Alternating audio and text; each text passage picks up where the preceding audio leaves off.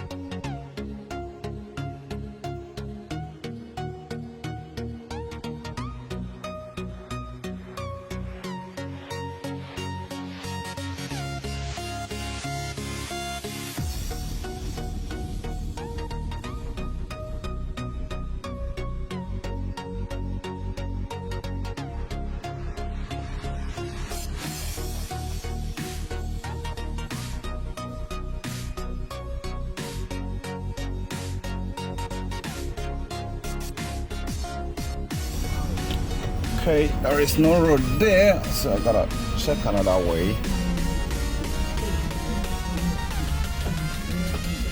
But I'm noticing something very interesting because, okay, here we go.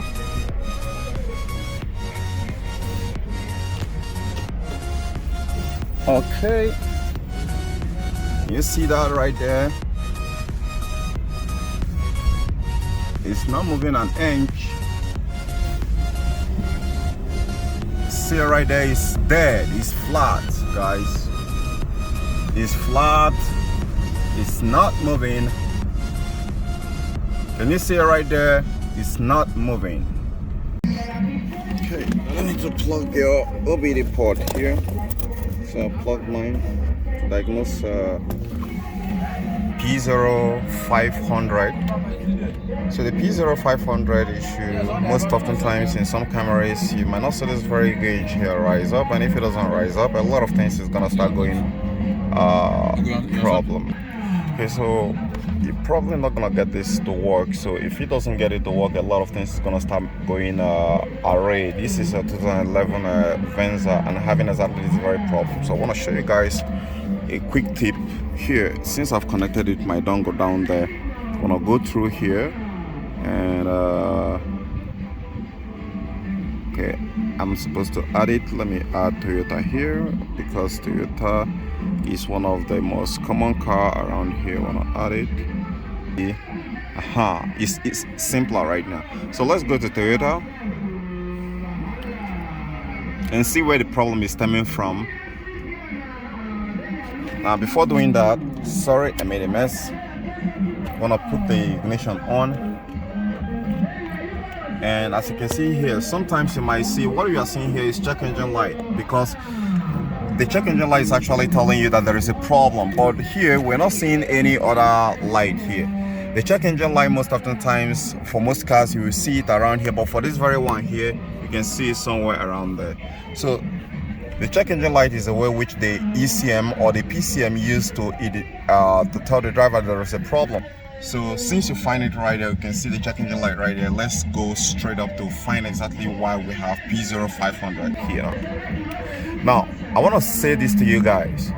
Most newer model Toyotas are now copying European. So they're going to be integrating the speed sensor with some other sensors. And that's what we're going to be finding out. So let's go right now. Here is Toyota. Let's go. Since we have had the ignition turned on, let's scan it. Okay, here we go. North America, automatic detection. Okay, without smart key, with smart key. I hope it's understood. Without smart key. So this one doesn't have any smart key.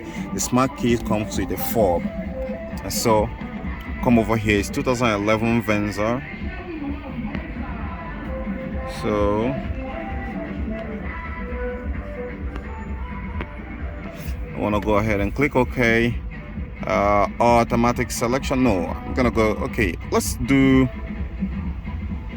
System selection. Okay, first and first, if this kind of problem is coming on, the first place you want to check here is you want to check the ECT, which stores the information concerning the transmission system.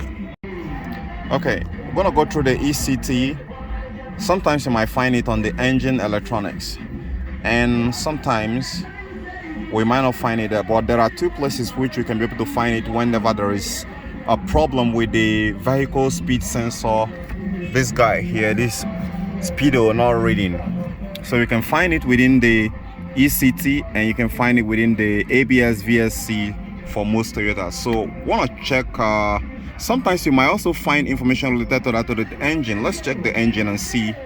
That's the ECU, that's what it calls the engine. So read the trouble code, and funny, no trouble code, but it has a check engine light. That's really funny. So let's go back. Want to check the ECT,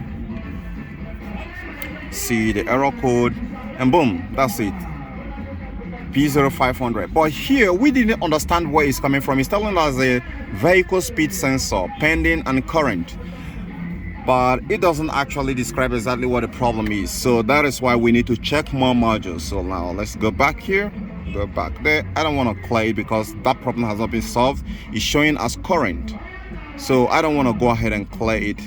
So we want to go back. Let's check the cruise control. Sometimes the cruise control might be able to store something like that because it needs some of the sensors to work effectively. Funny, there is no error code. Now I want to go back and check ABS.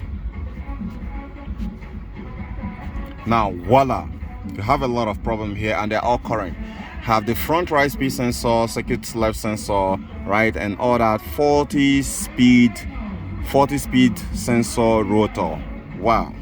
C1237. And but in my own expert opinion, in my own experience, where that problem is actually coming from is the ABS, and is the ABS sensor, or most oftentimes it can be the ABS that's the problem. So let me go ahead and pop the hood open.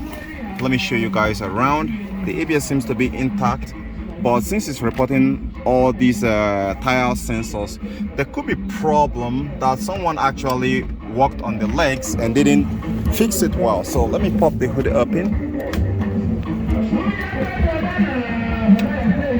So the sensor, we can find it within the leg as well. So open it somewhere around here. Bad. Now for older models, you need to take off this airbox here, and it should be sitting right on top of the gear. But these ones, they're actually reporting back to the ABS. This is the ABS control module. So the best shot you need to do, since it's showing you that it's actually coming from the wheel sensors, is to check the wheel sensors, check the ABS sensors.